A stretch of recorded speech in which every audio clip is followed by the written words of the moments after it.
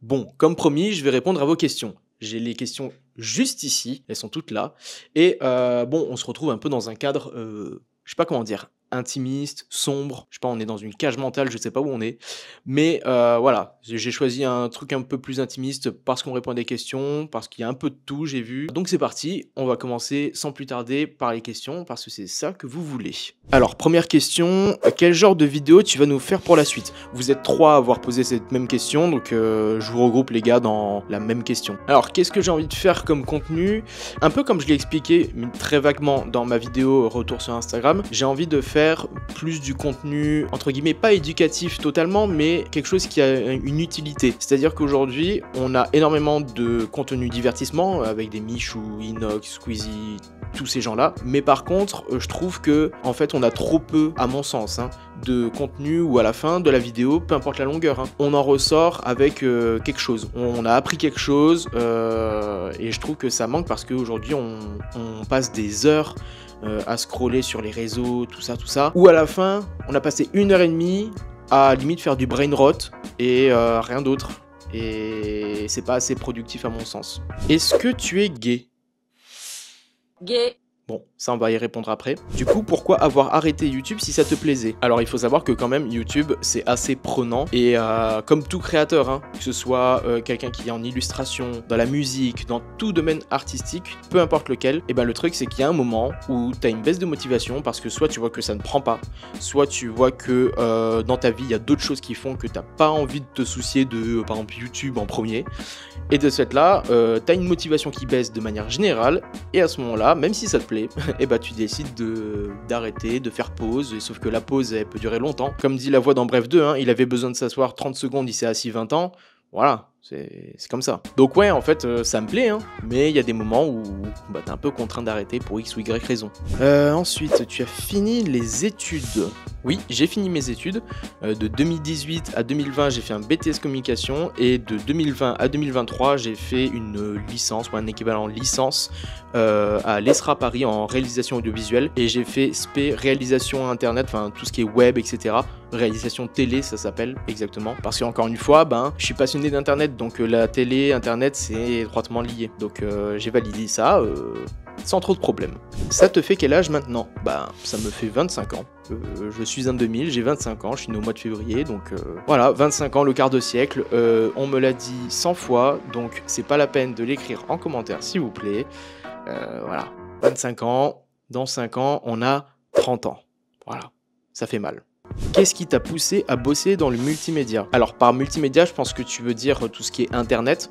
En fait simplement quand j'étais plus petit, donc à 12 ans, 2012, j'étais passionné par ce que faisaient les youtubeurs, donc à l'époque déjà des Squeezie, des Amixem, ce genre de personnes, et je voulais faire la même chose. Bon, ça a été rocambolesque, vraiment comme pas possible, mais au final ce truc là m'a passionné et depuis j'ai jamais lâché ça, ça a toujours été dans le coin de ma tête et je me suis dit en fait plus tard, et si je bossais dans tout ce qui est internet, que ce soit YouTube ou alors dans les médias, les réseaux sociaux, tout ça, parce que c'est vraiment le truc qui me botte, contrairement à beaucoup de gens de mon école, parce que oui, j'ai fait une école de cinéma, exactement, où là, en fait, la plupart sont passionnés par le cinéma, les séries, les films, alors que moi, je suis passionné plus par tout ce qui est internet, tout ça, pas la télé, pas trop, mais voilà, vraiment internet. En gros, c'est ça qui m'a poussé, c'est cette passion d'internet et tout ce qu'on vit sur internet simplement. Ensuite, vas-tu faire des lives? Des lives, ouais, ça se peut. En fait, ce qu'il y a, c'est que faire un live, ça prend énormément de temps dans le sens où un bon live, c'est peut-être 3 heures, et se débloquer 3 heures de son temps dans une journée classique, c'est chaud, mine de rien. Et puis après, animer 3 heures de live aussi, c'est chaud parce que des fois, quand tu as des amis avec toi, quand tu fais ton live, c'est cool, vous animez tous entre vous le live. Quand t'es tout seul et que t'as pas trop de gens sur ton live qui parlent dans le chat, etc., c'est un enfer. C'est peut-être l'enfer de 99% des streamers qui débutent, c'est le même enfer pour tout le monde quasiment, mais je vais faire des lives, je vais essayer de me lancer dès que possible, il y avait quelque chose à proposer quoi, tout simplement. Du coup, je vais essayer de faire des lives parce que j'aime bien ça, mine de rien, interagir en direct. Je sais pas, j'ai l'impression que je suis plus compétent là-dedans que quelque chose face caméra, ou face caméra, regardez, là je vous réponds. J'ai pas de réponse. Moi, j'ai juste une caméra là devant moi. C'est un peu morbide des fois. Mais bref, je vais essayer de faire des lives si possible. Est-ce qu'être photographe attitré pour des artistes t'intéresserait? En vrai, ouais, pourquoi pas. Après, ça dépend quel artiste, parce qu'il faut que j'apprécie le taf de l'artiste, sinon c'est un peu hypocrite selon moi, même s'il y en a beaucoup qui font des artistes sans aimer ce qu'ils font, juste parce qu'il y a besoin de manger, tout simplement. Mais ouais, pourquoi pas. En vrai, c'est fun de faire des photos de concert, ce genre de choses. Ça me changerait un peu d'univers par rapport à ce que je fais de manière générale. Mais en vrai, pourquoi pas. Quelle est la plus grosse galère que tu as connue en tant que photographe? Celle-là, elle est pas mal. J'ai une anecdote. En 2022, je faisais les photos de Lou Pernaut pour son anniversaire.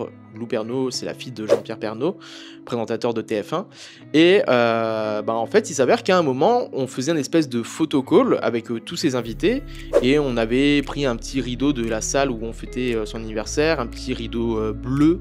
Et on avait dit, ok, ça c'est le photo call. Et je devais faire les photos au flash des différents invités.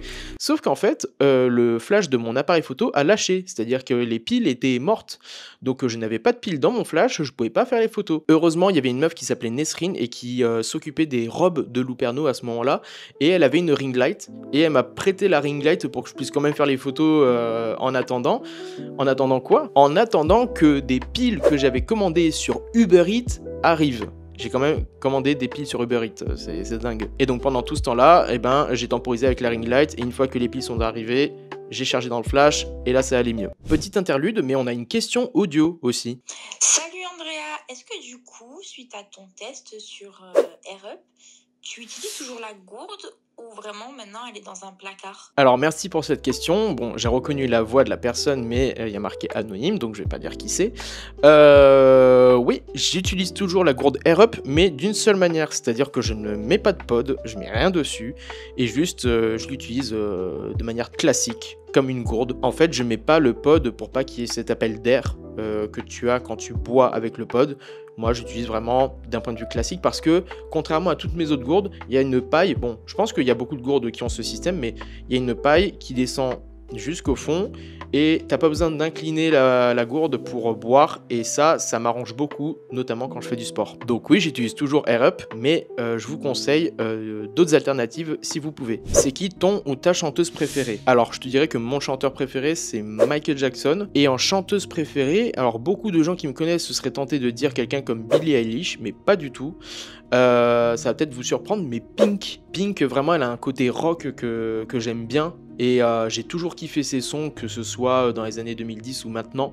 Ouais, je te dirais que c'est Pink, et je ne l'ai jamais vu en concert. Je l'aimerais bien un jour parce qu'il paraît que c'est un sacré show. Si un jour tu pouvais réaliser un film, quel acteur principal choisirais-tu et pourquoi? Je suis pas très film, mais si je devais vraiment faire un film...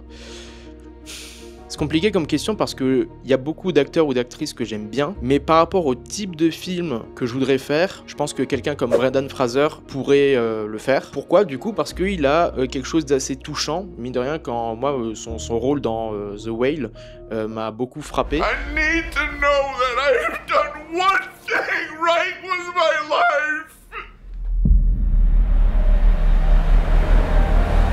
Je trouve qu'il a cette capacité à te faire transparaître des émotions rien que par son visage, et ça, il n'y a pas tous les acteurs et les actrices qui l'ont, cette capacité. Donc ouais, je te dirais Brendan Fraser. C'est pas mon acteur préféré, mais c'est le type d'acteur que je prendrais pour le type de film que je serais susceptible de faire, éventuellement. Tes souvenirs du tournage de Squeezie, où est-ce qu'il est? Alors c'est vrai que ce tournage était sympa, c'était peut-être une des premières fois où j'étais figurant. Et aussi surtout figurant dans une aussi grosse prod YouTube, parce que quand même on a tourné à la Défense Arena avec Joyka, Amine, Billy, Masqué, Inox et Michou, et bien sûr Squeezie. Mais vraiment c'était très très bon tournage, on a énormément rigolé, il y avait des gens de mon école, c'était super fun, on a trop rigolé, et, puis en fait on a un peu pas respecté les règles de la régie qui de base nous disait ok, vous restez en place à vos postes de PNJ, vous ne bougez pas. Au final, tout le monde a bougé, donc c'était un peu un bordel. Mais en vrai, c'était drôle parce que du coup, on s'amusait à bait les autres chercheurs qui cherchaient la personne qui se cachait. Donc non, en vrai, c'était vraiment cool. Et par contre, je pense que ce tournage a coûté une blinde. Ensuite, t'aimerais vivre à l'étranger? Alors je pense que comme beaucoup de mon âge, tout le monde a cette envie. Personnellement, j'ai une énorme envie de base de voyager. Et vivre à l'étranger, je vous dirais ouais. Par exemple, la Thaïlande. Sauf que la Thaïlande, je la connais en tant que touriste et pas en tant que local. Ce qui sont deux choses complètement différentes. Donc ça relève encore, je pense, du fantasme. Mais ouais, il y a dans un coin de ma tête quelqu'un qui me dit que j'aimerais bien vivre à l'étranger parce que il y a quelque chose qui me plaît plus par rapport à ce que j'ai ici. Mais encore une fois, ce qu'il y a, c'est que vivre à l'étranger, ça a des avantages et inconvénients. Et l'inconvénient, par exemple, c'est que absolument tout ton entourage est plus là.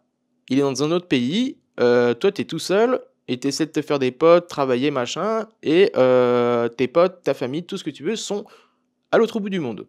Ce qui est pas très fun. Mais en fait, je pense qu'il faut faire un séjour long pour un peu déjà plus se projeter dans cette optique-là. C'est qui ta source d'inspiration dans la vie? Alors ça va peut-être vous surprendre, mais j'ai pas de source d'inspiration en tant que telle.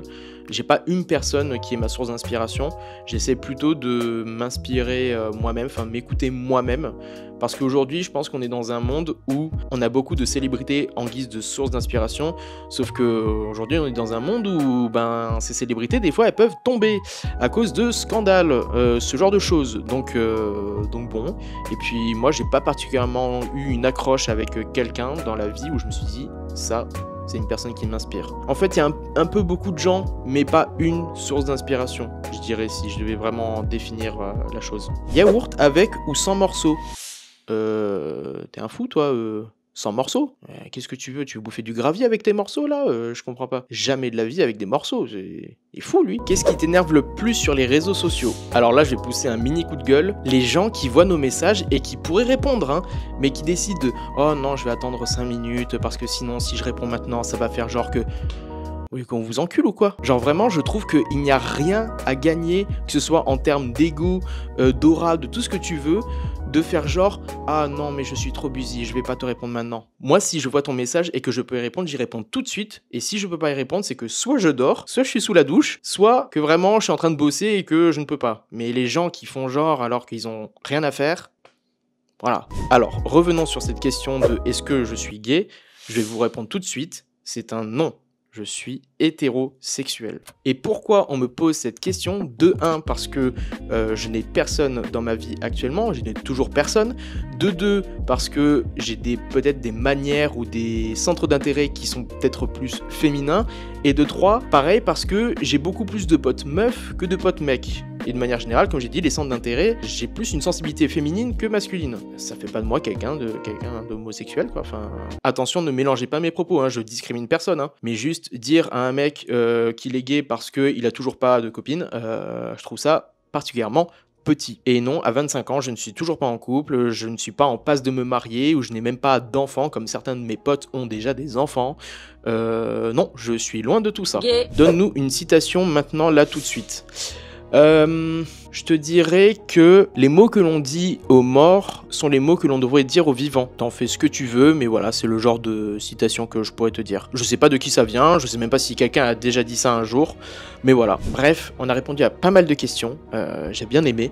J'espère que je vous ai ouvert l'esprit sur certains sujets et que vous avez appris même d'autres choses avec certaines questions. En tout cas, ça m'a fait plaisir et on se retrouve très prochainement pour une nouvelle vidéo, un nouveau sujet qui est déjà prêt, mais que je vous réserve pour un petit peu plus tard. Sur ce, je vous souhaite une bonne journée, une bonne soirée, une bonne nuit, tout ce que vous voulez, et on se dit à la prochaine vidéo. C'était Andrea.